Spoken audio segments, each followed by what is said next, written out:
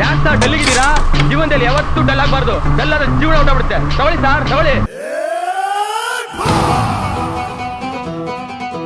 Mysuru mango ಚಾನೆಲ್ಗೆ ಮರಳಿ ಸ್ವಾಗತಂ, ಸುಸ್ವಾಗತಂ. ಕಳ್ಳನಿಗೆ ಕಟಬಾಯಿ ಅಂತ ಒಂದು ಗಾದೆ ಮಾತಿದೆ. ಅದಕ್ಕೆ ಪ್ರಸ್ತುತ ಉತ್ತಮ ಉದಾಹರಣೆ ಅಂದ್ರೆ ಈ ಕುಬ್ಜಾ. ಫೇಕ್ ಪಾದಯಾತ್ರೆ ಮಾಡಿ ತಗಲಾಕೊಂಡು ಮುಖಭಂಗ ಬ್ಯಾಕ್ ಭಂಗ ಎರಡೂ ಆಗಿದ್ರು ಇನ್ನು ಬೊಗಳೆ ಬಿಟ್ಕೊಂಡ್ ಕುಂತವನೆ. ಸಾಲದಕ್ಕೆ ಅದ್ ಯಾವ್ದೋ ಚಾನೆಲ್ ನಲ್ಲಿ ಕುತ್ಕೊಂಡು ನನ್ನ ಬಗ್ಗೆನೆ ಯಕ್ಕ ಮಕ್ಕ ಮಾತಾಡವನೆ. ಮೈಸೂರು ಮ್ಯಾಂಗೋ ನನ್ನ ಮಗನಿಗೆ ಕೇಳೋ ಒಂದೇ ಮಾತು ನಾನು. ಸರಿ, ನಾನು ಹುಡುಗಿರ ಬಗ್ಗೆ ಕೆಟ್ಟ ರೀಲ್ಸ್ ಮಾಡಿದೀನಿ. ನೀನು ಆ ಟೈಮಲ್ಲಿ ಯಾಕೆ ನನ್ನ ಟ್ರೋಲ್ ಮಾಡಿಲ್ಲ? ನನ್ನ ಮಗನೇ ನೀನು ಕಚ್ಚಡ ನನ್ನ ಮಗ ಅಲ್ವಾ? ನಾನು ಟ್ರೆಂಡ್ ಅಲ್ಲಿ ಇದೀನಿ ಅಂತ ಮಾತ್ರ ಮಾಡ್ತಿದ್ದೆ ಅಲ್ವಾ? ಏನ್ ಬಗಳ್ತಾ ಇದೀಯೋ ಶನಿ ಮುಂಡೆದೆ. ಅಲ್ಲ, ಇವನು ಫೇಕ್ ಪಾದಯಾತ್ರೆ ಮಾಡಿರೋ ಬಗ್ಗೆ ಒಬ್ರಲ್ಲ ಇಬ್ರಲ್ಲ ತುಂಬಾ ಜನ ಕಂಟೆಂಟ್ ಕ್ರಿಯೇಟರ್ಸ್ ಗಳು ಬಾಯಿಗೆ ಬಂದಂಗ್ ಉಗ್ದಿದ್ದಾರೆ. ಆದ್ರೆ ನೀನು ನಿನ್ನೆ ಮೊನ್ನೆ ಬಂದು ಸೌಜನ್ಯ ಅಕ್ಷನ್ ಹೆಸರು ಹೇಳ್ಕೊಂಡು ಫಾಲೋವರ್ಸ್ ಮಾಡ್ಕೋ ಬೋಳಿ ಮಗ ನೀನು. ಕಬ್ಜಾ ಶರಣ ಅಂತ ಬೋಸಡಿ ಮಕ್ಕಳಿಗೆ ಕರ್ನಾಟಕದಾಗ ಮೂಲ ಹುಡುಕಿಯಾದ್ರು ಹೆಣ್ ಕೊಡಬೇಡ್ರಿ. ಯಾಕೆ ನಾ ಮಾತು ಹೇಳತ್ತೀನಿ ಅಂದ್ರೆ ನಾಳೆ ಲೈಕ್ಸ್ ಫಾಲೋವರ್ಸ್ಗೋಸ್ಕರ ನಿಮ್ಮ ಮಗಳನ್ನ ಇನ್ನೊಬ್ಬರ ಜೊತೆ ಮಲಗಿಸಿ ರೊಕ್ಕ ಮಾಡ್ತಾರ ಇವ್ರೆ. ಇವ್ರನ್ನೆಲ್ಲ ಬಿಟ್ಟು ಈ ಕುಬ್ಜಾ ಜಿಗಣೆ ತರ ನನಗೆ ಅಂಟ್ಕೊಂಡವನೆ ಅಂದ್ರೆ ನಾನ್ ಮಾಡಿರೋ ರೋಸ್ಟಿಗೆ ಸೊರ್ರಿಯಾಗಿ ಊಸ್ಟ್ ಆಗಿದ್ದಾನೆ ಅಂತ ಆಯ್ತು. ಅಂದಂಗೆ ಕಂಟೆಂಟ್ ಕ್ರಿಯೇಟರ್ಸ್ ಗಳೆಲ್ಲ ಇವನನ್ನ ಎಕ್ಸ್ಪೋಸ್ ಮಾಡ್ಬಿಟ್ರು. ಜನನು ಇವನನ್ನು ಉಗ್ಯೋಕ್ ಶುರು ಮಾಡಿದ್ರು ಅಂದ ತಕ್ಷಣ ಈ ನನ್ನ ಮಗ ಜನಗಳನ್ನೇ ಸರಿ ಇಲ್ಲ ಅಂತವನೆ. ಆಕ್ಚುಲಿ ಜನನೇ ಸರಿ ಇಲ್ಲ. ಎಲ್ಲ ತಿರ್ಬೋಕಿ ನನ್ ಮಗನೇ. ಜನ ಸರಿ ಇಲ್ಲ ಅಲ್ಲ, ನಿನ್ನ ಫಾಲೋ ಮಾಡ್ತಿರೋ ಜನ ಸರಿ ಇಲ್ಲ ಅನ್ನು. ಅವ್ರು ಸರಿ ಇದ್ದಿದ್ರೆ ನಿನ್ನಂತ ಕಿತ್ತೋದ್ ನನ್ ಮಗನ್ ಯಾಕೆ ಫಾಲೋ ಮಾಡ್ತಿದ್ರು ಅಂತ. ಇನ್ನು ಇವನು ನನ್ ಬಗ್ಗೆ ಮಾತಾಡಿರೋ ವಿಡಿಯೋಗೆ 500ಕ್ಕೂ ಹೆಚ್ಚು ಕಮೆಂಟ್ಸ್ ಗಳು ಬಂದಿದಾವೆ. ನಾನೇನ್ ಕೌಂಟರ್ ಕೊಡೋದು? ಜನನೇ ಇವನಿಗೆ ಕಮೆಂಟ್ಸ್ ನಲ್ಲಿ ಚಾಪೆ ಕೊಬ್ಬರಿ ಎಣ್ಣೆ ಹಾಕಿ ಸೋರ್ಯಾಕ್ ಕೊಟ್ಟವ್ರೆ.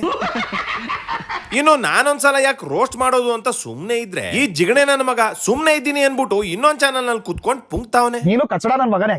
ಆಕ್ಚುಲಿ ಕಚಡ ನನ್ ಮಗ ನೀನು. ಶಪಥಗೈದ ಬಬ್ರುವಾಹನ ಚಾಲೆಂಜ್ಗೆ ಬೆಳಗ್ಗೆಲ್ಲ ಕಿತ್ತು ರಾತ್ರಿ ಎಲ್ಲ ಉರಿ ಅಂದ್ರಂತೆ. ಹಂಗಾಗ್ಬಿಟ್ಟು ಬದುಕು ನೋಡ್ಕೊಳ್ಳಿ. ಲಾಸ್ಟ್ ಟೈಮ್ ಕೊಟ್ಟಿರೋದು ಸಾಕಾಗಿಲ್ಲ ಅನ್ನಂಗದೆ. ಸೊ ಈ ವಿಡಿಯೋಲಿ ಈ ಕಾಡಂದಿಗೆ ಕೊಬ್ಬರಿ ಎಣ್ಣೆ, ಖಾರ ಪುಡಿ, ಕಾಚಂಪುಳಿ ಹಾಕಿ ಚೆನ್ನಾಗಿ ರೋಸ್ಟ್ ಮಾಡೋಣ. ವಿಡಿಯೋನ ಸ್ಕಿಪ್ ಮಾಡದೆ ಕೊನೆ ತನಕ ನೋಡ್ರಪ್ಪ. ಇವನು ಎರಡೂ ವಿಡಿಯೋದಲ್ಲೂ ನನ್ಗೆ ಕೇಳಿರೋ ಪ್ರಶ್ನೆ ಏನ್ ಗೊತ್ತಾ? ನಂಗೆ ಆ ಟೈಮಲ್ಲಿ ರೋಸ್ಟ್ ಮಾಡ್ಬೇಕಾಗಿತ್ತು. ಹಂಗಾದ್ರೆ ಸರಿನಾ? ನನ್ನ ಕಂಟೆಂಟ್ ಇಷ್ಟ ಆಗಿಲ್ಲ ಅಂದ್ರೆ ಆ ಟೈಮಲ್ಲಿ ರೋಸ್ಟ್ ಮಾಡ್ಬೇಕಾಗಿದ್ರೆ. ಸೊ ಇವನ್ ಕೇಳ್ತಿರೋದು ಹೆಣ್ಣು ಮಕ್ಕಳ ಬಗ್ಗೆ ಇವನ್ ಮಾಡಿರೋ ಅಶ್ಲೀಲವಾದ ವಿಡಿಯೋಗಳ ಬಗ್ಗೆ. ನಾನು ಮುಂಚೆನೆ ಯಾಕೆ ರೋಸ್ಟ್ ಮಾಡಿಲ್ಲ? ನಾನು ಹುಡುಗಿರ ಬಗ್ಗೆ ಕೆಟ್ಟ ರೀಲ್ಸ್ ಮಾಡಿದೀನಿ. ನೀನು ಆ ಟೈಮಲ್ಲಿ ಯಾಕೆ ನನ್ನ ಟ್ರೋಲ್ ಮಾಡಿಲ್ಲ? RCB ಟೈಮಲ್ಲಿ ಯಾಕೆ ನನ್ನ ಟ್ರೋಲ್ ಮಾಡಿಲ್ಲ ನೀನು? ಸರಿಯಾಗಿ ಕೇಳಿಸ್ಕೊಳ್ಳೋ ಪೆಕ್ರು ಮುದೇವಿ. IPL ಟೈಮ್ ನಲ್ಲಿ ಜನ ನಿನ್ ಬಗ್ಗೆ ರೋಸ್ಟ್ ಮಾಡಿ ಅಂತ ಕಮೆಂಟ್ಸ್ ಮಾಡಿದ್ದು ನಿನ್ನ ಆ ಬೋಳಿಸ್ಕೊಳ್ಳೋ ವಿಡಿಯೋ ಇತ್ತಲ್ಲ ಅದ್ರ ಬಗ್ಗೆ. ಅದೇ ಫಸ್ಟ್ ಟೈಮು ನಿನ್ ಮುಖನ ನಾನು ನೋಡಿದ್ದು. ಆಗ್ಲೇ ನಿನ್ನಂತ ಒಂದು ವಿಚಿತ್ರ ಪ್ರಾಣಿ ಇನ್ಸ್ಟಾಗ್ರಾಮ್ ನಲ್ಲಿ ಇದೆ ಅಂತ ನನ್ ಗಮನಕ್ಕೆ ಬಂದಿದ್ದು. ನಮ್ ಸ್ಕೂಲ್ ಟೈಮಲ್ಲಿ ನಮ್ ಟೀಚರ್ ಹೇಳ್ತಿದ್ರು ಆಕಾರ ಹೇಳಿದ್ರು ಅವ್ನ್ ಪ್ರಾಣಿ ಇದೆ ಅಂತ. ಇದೇನಾ ಅದು ಸಾಲದಕ್ಕೆ ನಿನ್ನ ಬೋಳಿಸ್ಕೊಳ್ಳೋ ಮ್ಯಾಟ್ರಿಗಿಂತ ಆ ಟೈಮ್ ನಲ್ಲಿ ಕನ್ನಡಿಗರ ಮೇಲೆ ಹಲ್ಲೆ ಆಗಿತ್ತು, ಇಂಡಿಯಾ ಪಾಕಿಸ್ತಾನ್ ವಾರ್ ನಡೀತಿತ್ತು. ಈ ವಿಚಾರಗಳ ಬಗ್ಗೆ ವಿಡಿಯೋ ಮಾಡೋದ್ರಲ್ಲಿ ಬಿಸಿ ಇದ್ದಿದ್ರಿಂದ ನಿನ್ನ ತಿಕ್ಲಾಟಗಳ ಕಡೆ ಗಮನ ಕೊಡಕ್ ಆಗಿರ್ಲಿಲ್ಲ. ಯಾವಾಗ ನೀನು IPL ಎಲ್ಲ ಮುಗಿದ ಮೇಲೆ ಕೆರಿಯಕ್ಕೆ ಬೋಳ್ಸಕ್ಕೆ ಇನ್ನೇನು ಬಾಕಿ ಇಲ್ಲ, ಕಂಟೆಂಟ್ಗೆ ಇನ್ನೇನ್ ಸಿಕ್ತಿಲ್ಲ ಅಂತ ಸೌಜನ್ಯ ಹೆಸರನ್ನ ಬಳಸ್ಕೊಂಡು ಪಾದಯಾತ್ರೆ ಅನ್ನೋ ಚೀಪ್ ಗಿಮಿಕ್ಸ್ ಮಾಡ್ದೋ ಆಗ್ಲೇ ಜನ ನಿನ್ ಮೇಲೆ ರೋಸ್ಟ್ ವಿಡಿಯೋ ಮಾಡ್ಲೇಬೇಕು ಅಂತ ಒತ್ತಾಯ ಮಾಡಿದ್ದು. ಆಗ್ಲೇ ನಾನು ನಿನ್ನ ಎಲ್ಲಾ ವಿಡಿಯೋಸ್ ಗಳನ್ನ ಚೆಕ್ ಮಾಡಿದ್ದು. ಆಗ್ಲೇ ನಿನ್ಗೆ ಹೆಣ್ಣು ಮಕ್ಕಳ ಮೇಲೆ ಎಷ್ಟು ಗೌರವ ಇದೆ ಅಂತ ಅರ್ಥ ಆಗಿದ್ದು.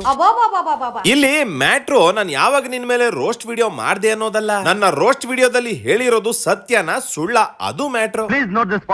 ಬೇರೆ ಕಂಟೆಂಟ್ ಕ್ರಿಯೇಟರ್ಸ್ ಗಳು ನೀನ್ ಮಾಡಿರೋ ಪಾದಯಾತ್ರೆ ಫೇಕ್ ಅಂತ ವಿಡಿಯೋ ಮಾಡಿದ್ರು. ನಾನು ಟೋಟಲ್ ಆಗಿ ನಿನ್ನ ಕ್ಯಾರೆಕ್ಟರ್ ಫೇಕು ಅಂತ ಜನರಿಗೆ ತೋರ್ಸ್ಕೊಟ್ಟೆ. ಅದಕ್ಕೆ ನಿನ್ಗೆ ಸತ್ಯ ಅರ್ಗಿಸ್ಕೊಳಕ್ ಆಗದೆ ಹಿಂಗೆ ನನ್ನ ಬಗ್ಗೆ ಖಾಲಿ ಪೋಲಿ ಮಾತಾಡ್ಕೊಂಡ್ ಕುಂತಿದ್ಯಾ.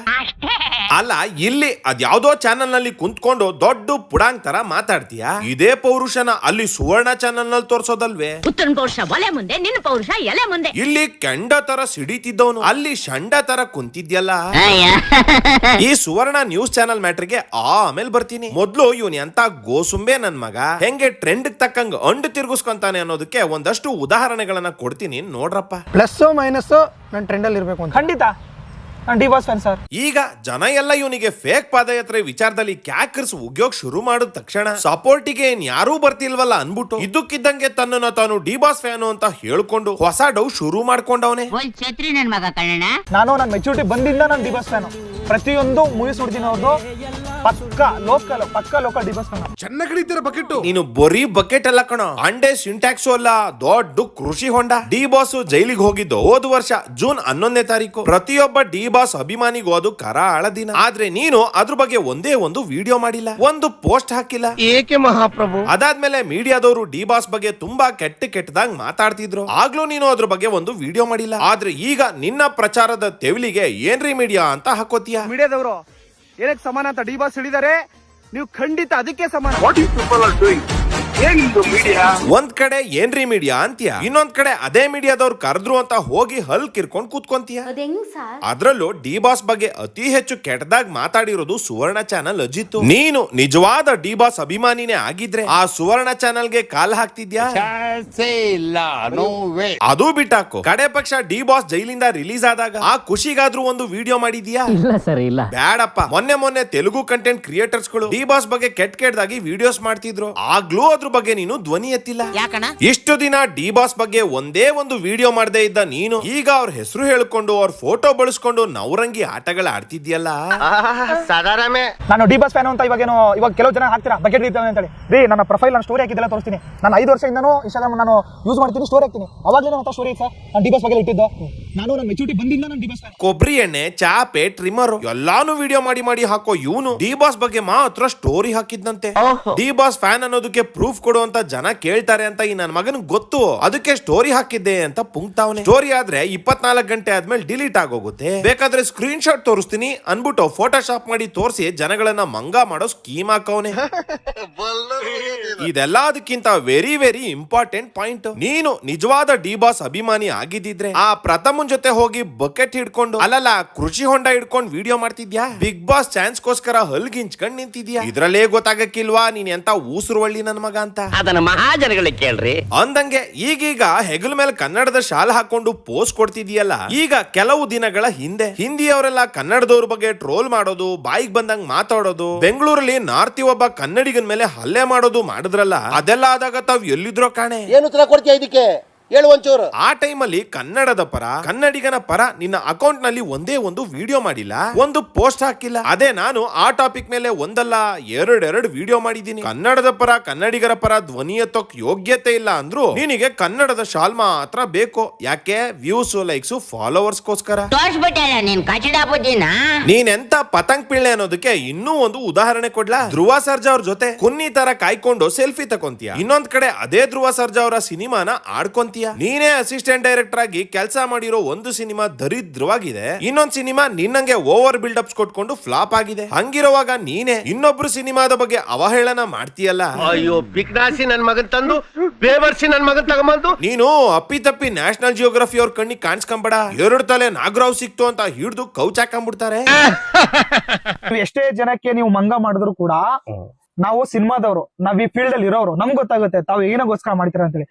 ತಾವು ರೆವೆನ್ಯೂಗೋಸ್ಕರ ಮಾಡೋದು. ಸರಿಯಾಗಿ ಕೇಳಿಸ್ಕೊಳ್ಳೋ ಕೆಪ್ರ ಮುಂಡೆದೆ. ನನಗೆ ದುಡ್ಡೇ ಇಂಪಾರ್ಟೆಂಟ್ ಆಗಿದ್ರೆ ಇಷ್ಟೊತ್ತಿಗಾಗ್ಲೇ ಬೆಟ್ಟಿಂಗು ಗ್ಯಾಮ್ಲಿಂಗ್ ಪ್ರಮೋಷನ್ಸ್ ಮಾಡ್ಕೊಂಡು ಕಾರು ಮನೆ ಎಲ್ಲಾ ಮಾಡ್ಕೊಂಡು ಸೆಟಲ್ ಆಗ್ಬೋದಿತ್ತು. ನಿನ್ ಗ್ಯಾಂಗ್ನವರೇ ಮಾಡಿದಾರಲ್ಲ. ಒಂದು ಪ್ರಮೋಷನ್ಗೆ ಎಷ್ಟು ದುಡ್ಡು ಕೊಡ್ತಾರೆ ಅಂತ ಕೇಳ್ಕೊ.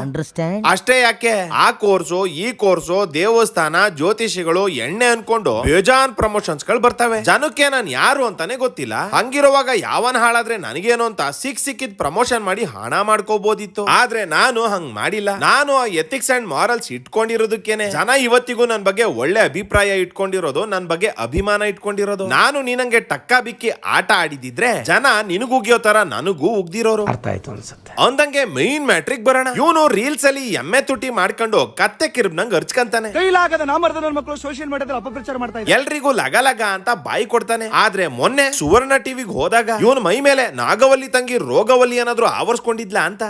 ಅಲ್ಲ, ಏನು ಮಾತಾಡ್ದೆ ಒಳ್ಳೆ ರೋಗದ ಕೋಳಿ ತರ ಸೋಗ್ ಹಾಕೊಂಡ್ ಕುಂತಿದ್ನಲ್ಲ, ಅದಕ್ಕೆ ಕೇಳ್ದೆ. ನಾನೊಬ್ಬ ಸೋಷಿಯಲ್ ಮೀಡಿಯಾ ಇನ್ಫ್ಲೂಯೆನ್ಸರ್. ನಿಮ್ಮ ಪ್ರಕಾರ ರೀಲ್ಸ್ ಮಾಡುವನು ಅಜಿತ್ ಹನುಮಕ್ಕನವರು ಹಿಂದೂನಾ ಇಲ್ಲ ಜೈನ? ಇದು ಕೆಟ್ಟ ಪ್ರಶ್ನೆ, ಕ್ವೆಶ್ಚನ್ ಮಾರ್ಕ್. ಇವನು ಮುಂಚೆನೆ ಸುವರ್ಣ ಚಾನೆಲ್ಗೆ ಹೋಗ್ತಿದ್ದೀನಿ, ಡಿಬೇಟ್ ಕರ್ದಿದ್ದಾರೆ ಅಂತ ಒಂದು ವಿಡಿಯೋ ಹಾಕಿದ್ದ.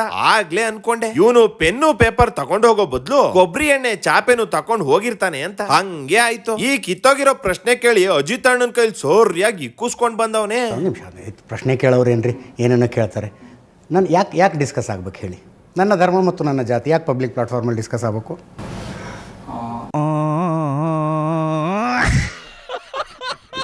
ಅಜಿತ್ ಹನುಮಕ್ಕನವರು ಹಿಂದೂನಾ ಇಲ್ಲ ಜೈನ? ಅಲ್ಲ, ಇವನೇ ಫೇಕ್ ಪಾದಯಾತ್ರೆ ಮಾಡುವಾಗ ಏನ್ ಮಾತಾಡಿದ್ದಾನೆ ಸ್ವಲ್ಪ ನೋಡ್ಕೊಂಡ್ ಬನ್ರಪ್ಪ. ಸಮೀರ ವಿಡಿಯೋ ಮಾಡಿದಾಗ ಜಾತಿ ಧರ್ಮ ಅಂತ ಕಿತ್ತಾಡ್ತಿದ್ರಲ್ಲ ನೋಡಿ. ಮುಸಲ್ಮಾನ್ ಬ್ರದರ್ ಆಗಿ ನಮಗೆ ನೀವು ನಡ್ಕೊಂಡು ಹೋಗ್ತಿದ್ರ ಹಂಗೆ ನಿಮ್ ನ್ಯಾಯ ಸಿಗೋರ್ಗು ನಡ್ಕೊಂಡೋಗಿ ನಿಮ್ ಹೋರಾಟ ನಿಲ್ಲಿಸ್ಬಿಡಿ ಅಂತ ಹೇಳಿ ಜ್ಯೂಸ್ ತಂದು ಕೊಟ್ಟರು. ಇದಕ್ಕೆ ಹೇಳ್ತೀರಾ? ನಾನು ನೋಡಿ ಒಬ್ಬ ಮುಸಲ್ಮಾನ್ ಬ್ರದರ್ ಆಗಿ ಅವರು ಕನ್ನಡ ಕ್ರಿಯೇಟರ್ ಆಗಿ ಬಂದು ಸಪೋರ್ಟ್ ಮಾಡ್ತಾರೆ. ಇದ್ರಲ್ಲಿ ಜಾತಿ ಧರ್ಮ ಏನೂ ಇಲ್ಲ, ಒಂದು ಹೆಣ್ಮಗಿಗೆ ನ್ಯಾಯ ಸಿಗ್ಬೇಕು. ಯಾವ್ದ್ರಿ ಜಾತಿ? ಇಲ್ಲಿ ಜಮೀರ್ ತರ ಡೈಲಾಗ್ ಹೊಡೆದ್ಬಿಟ್ಟು ಅಲ್ಲಿ ಸಮೀರ್ ಹೇಳ್ದ ಅಂತ ಹೋಗಿ ಅಜಿತ್ ಹಿಂದೂನಾ ಜೈನ ಅಂತ ಕೇಳ್ತಾವನಲ್ಲ. ನಿನ್ ಜನ್ಮಕ್ಕೆ ಹೋಗೋ. ಆ ಆ್ಯಂಗಲ್ನಲ್ಲಿ ಮಾತಾಡೋರು ಕರೆಕ್ಟು ಅಲ್ವಾ ಅಲ್ವಾ ಅಲ್ವಾ ಅಲ್ವಾ? ಅಜಿತ್ ಅಣ್ಣನ್ ಅಲ್ವಾ ತಿನ್ನಕ್ ಅಲ್ಲಿಗಂಟ ಹೋಗಿದ್ಯಲ್ಲ ಕಬ್ಜಾ. ಈಗ ನಾನು ಹೇಳ್ತೀನಿ 8,000 ಪುಟಗಳ ಡಾಕ್ಯುಮೆಂಟ್ ಇದೆ, ಓದ್ತೀರಾ ಕೂತ್ಕೊಂಡು? Are you ready to study? ಆಗಲ್ಲ. ಏ ಅಜಿತ್ ಅಣ್ಣ, ಅವನಿಗೆ ಬರೆಯೋದು ಓದೋದು ಇಂಥವೆಲ್ಲ ಆಗಕ್ಕಿಲ್ಲ. ತೊರಿಯೋದು ಕೆರಿಯೋದು ಇಂಥವೇನಾದ್ರೂ ಇದ್ರೆ ಹೇಳು, ಅಚ್ಚುಕಟ್ಟಾಗಿ ಉತ್ತರಿಸ್ಬಿಡ್ತಾನೆ. ನೀವು ಅದಕ್ಕೆ ಅಲ್ವಾ ಸರ್ ಫೇಮಸ್? 8,000 ಪುಟ ಬೇಡಪ್ಪ, ಎಲ್ರು ಓದಿರೋದಿಲ್ಲ. ಕಡೆ ಪಕ್ಷ ಜಡ್ಜ್ಮೆಂಟ್ ಕಾಪಿ ಅದು ಬೇಡ ಶಿವ. ಈ ಪ್ರಕರಣದ ಬಗ್ಗೆ ಅಲ್ಪ ಸ್ವಲ್ಪನಾದ್ರೂ ತಿಳ್ಕೊಂಡವನ ಅಲ್ಲ, ಏನು ಕನ್ಕ್ಲೂಷನ್? ಅಲ್ಲ ಸರ್, ಈ ವಿಷಯದ ಬಗ್ಗೆ ನಮಗೆ ಅಷ್ಟು ಪರಿಪೂರ್ಣವಾಗಿ ಗೊತ್ತಿಲ್ಲ. ನಾವು ಇವಾಗಿಂದ ಬೆಳವಣಿಗೆ ನೋಡ್ಬಿಟ್ಟು ಮಾತಾಡ್ತಿದೀವಿ ಅಷ್ಟೇ. ಹೌದು ಸರ್, ಖಂಡಿತ. ಓಕೆ, ಕೇಳಿಸ್ಕೊಂಡ್ರೇನಪ್ಪ, ಈ ವಿಷಯದ ಬಗ್ಗೆ ಇವನಿಗೆ ಪರಿಪೂರ್ಣವಾಗಿ ಗೊತ್ತಿಲ್ವಂತೆ. ಒಂದು ವಿಚಾರದ ಆಳ ಅಂತರಾಳನೇ ಗೊತ್ತಿಲ್ಲದೆ ಇವನ್ ಯಾವ ಪುಟ್ಕೋಸಿ ಹೋರಾಟ ಮಾಡ್ತಾನೆ, ಯಾವ ಸೀಮೆ ಪಾದಯಾತ್ರೆ ಮಾಡ್ತಾನೆ, ನೀವೇ ಹೇಳ್ರಪ್ಪ.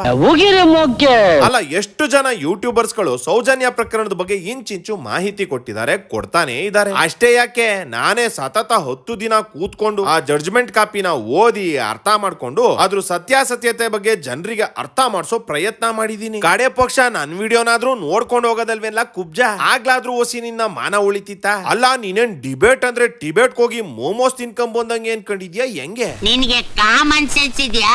ನೀವು ಸೋಷಿಯಲ್ ಮೀಡಿಯಾ ಇನ್ಫ್ಲೂಯೆನ್ಸರ್ ಅಂದ್ರಲ್ಲ, ತಿಳ್ಕೊಂಡು ಮಾತಾಡಿ, ಅಷ್ಟು ವಿಷಯ ಅರ್ಥ ಮಾಡ್ಕೋಬೇಕು. ನಾಲ್ಗೆ ಏನ್ರಿ ಎಲ್ಲರಿಗೂ ಇರುತ್ತೆ ಅಲ್ವಾ? ಅಲ್ಲಿ ಅಜಿತ್ ಅಣ್ಣ ರೇಷ್ಮೆ ಶಾಲಲ್ಲಿ ಎಕ್ಕಡ ಸುತ್ಕೊಂಡು ಹೊಡಿತಿದ್ರೆ ಇವನು ಮದ್ವೆಗೆ ಹೆಣ್ಣೋಡಕ್ ಹೋಗಿರೋ ತರ ನಾಚ್ಕೊಂಡು ಹಲ್ಕಿರಿ ತಾಕುಂತವನೆ.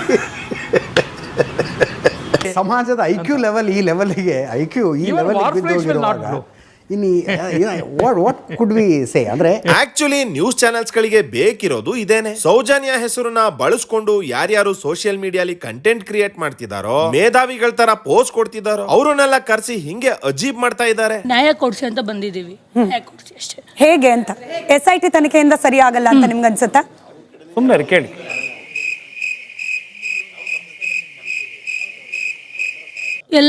ಎಲ್ಲ ಸಂಸ್ಥೆನೂ ಈಗ ಏನೂ ಆಗ್ತಾ ಇಲ್ಲ. ಮತ್ತೆ ಇನ್ಯಾವ ತರ ಮಾಡ್ಬೇಕು ಮೇಡಮ್? ತನಿಖೆ ಅಂದ್ರೆ ಇನ್ಯಾವ ತರ ತನಿಖೆ ಮಾಡ್ಬೇಕು? ಹೆಂಗೆ ಹಂಗಾದ್ರೆ ಇವಾಗ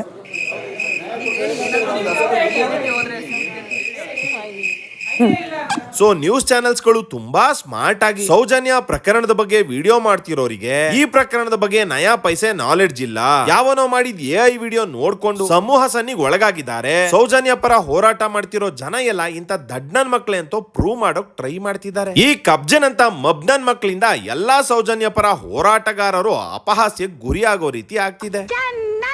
ಇದನ್ನೇ ತಾನೇ ನಾನು ಲಾಸ್ಟ್ ವಿಡಿಯೋಲ್ ಹೇಳಿದ್ದು. ಅವರೆಲ್ಲ ಅಷ್ಟು ವರ್ಷಗಳಿಂದ ಮಾಡ್ಕೊಂಡ್ ಬಂದಿರೋ ಅರ್ಥಪೂರ್ಣವಾದ ಹೋರಾಟಕ್ಕೆ ಎಳ್ಳು ನೀರು ಬಿಡಕ್ಕೆ ಈ ಕಬ್ಜನ್ ಅಂತ ಒಂದು 4 ಜನ ಸಾಕು. ಕಡೆದಾಗಿ ಈ ಧರ್ಮಸ್ಥಳದ ಪ್ರಕರಣದ ಬಗ್ಗೆ SIT ತನಿಖೆ ಮುಗಿಯೋ ತನಕ ಯಾವುದೇ ರೀತಿ ವಿಡಿಯೋ ಮಾಡೋದು ಬೇಡ. ತನಿಖೆ ಮುಗಿದ ಮೇಲೆ ಈ ಪ್ರಕರಣಕ್ಕೆ ಒಂದು ಆಯಾಮ ಸಿಕ್ಕ ಮೇಲೆ ಅದ್ರ ಮೇಲೆ ಒಂದು ವಿಡಿಯೋ ಮಾಡೋಣ ಅಂತ ಸುಮ್ನೆ ಇದ್ದೆ. ಇಲ್ಲಿ ನೋಡಿದ್ರೆ ಈ ಗೂಂಡಾಗಳ ಗುಂಪು ಯೂಟ್ಯೂಬರ್ಸ್ ಮೇಲೆ ಹಲ್ಲೆ ಮಾಡಿದ್ದಾರೆ. ಪೊಲೀಸರು ಅಲ್ಲೇ ಇದ್ರು. ಈ ಘಟನೆನ ತಡೆಯೋದ್ರಲ್ಲಿ ವಿಫಲ ಆಗಿದ್ದಾರೆ. ನಮಗ್ ಗೊತ್ತಿಲ್ಲ ಮಿನಿಸ್ಟರ್ ಏನ್ ಕೇಳಿದ್ರು ಗೊತ್ತಿಲ್ಲ ಅಂತವ್ರೆ. ಇನ್ನು ಈ ನ್ಯೂಸ್ ಚಾನೆಲ್ಸ್ ಗಳಂತೂ ಕೇಳಲೇಬೇಡಿ. ನಿಮ್ಮ ಜನ್ಮಸ್ಥಳಕ್ಕೂ ನಮಸ್ಕಾರ. ನಿಮ್ಗೂ ಇದನ್ನೆಲ್ಲ ನೋಡಿ ತಲೆ ಕೆಟ್ಟಿರುತ್ತೆ ಅಂತ ಗೊತ್ತು. ಸೊ ಈ ವಿಚಾರಗಳ ಬಗ್ಗೆ ರಾ ಚಾನೆಲ್ ನಲ್ಲಿ ಆದಷ್ಟು ಬೇಗ ಒಂದು ವಿಡಿಯೋ ಬರುತ್ತೆ. ಅಲ್ಲಿ ತನಕ ದಯವಿಟ್ಟು ವೆಯ್ಟ್ ಮಾಡ್ತಾ ಇರಿ ಅಂತ ಹೇಳ್ತಾ ಇವತ್ತಿನ ವಿಡಿಯೋನ ಮುಗಿಸ್ತಾ ಇದ್ದೀನಿ. ವಿಡಿಯೋ ಇಷ್ಟ ಆಗಿದ್ರೆ ಲೈಕ್ ಮಾಡಿ, ಕಮೆಂಟ್ ಮಾಡಿ, ಸಬ್ಸ್ಕ್ರೈಬ್ ಮಾಡಿ, ಹಂಗೆ ಗಂಟೆ ನೋಡಿರಪ್ಪ.